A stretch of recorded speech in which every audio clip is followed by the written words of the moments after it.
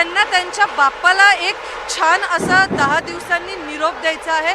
आणि आपण जे म्हणतो ना की बाप्पा चालले गावाला चैन पडे ना, आम्हाला हे खरंच ही भावना इकडे प्रत्येकाच्या मनात असते। आणि जर ढोल ताशा वादकांचं म्हणलं तर त्यांचा पूर्ण उत्साह जो पहिल्या दिवशी असतो तोच आत्ता आपल्याला बघायला मिळतोय प्रज्ञा। नक्कीच। आणि हातामध्ये फुलं दिली जात आहेत, वेगळ्या पद्धतीनं आपण बघतोय या सगळ्यांनी तयारी केलेली आहे, झेंडे नाचवले जात आहेत आणि रुद्र गर्जनेच्या वतीनं ही पुष्पवृष्टी ज्यावेळेला झेंडे उंचावले जात आहेत, झेंडे नाचवले जात आहेत त्यावेळेला पाहायला मिळते। दरवर्षी पुण्यामध्ये एक वेगळा उत्साह असतो, असाच उत्साह हा या वर्षी सुद्धा पाहायला मिळतोय।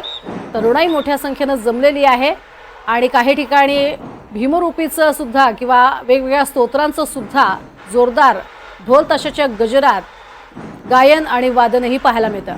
तुर्तास धन्यवाद रेवती। या संपूर्ण माहितीसाठी तुमच्याकडनं प्रत्येक अपडेट आम्ही पुण्यातनं घेत राहणारच आहोत।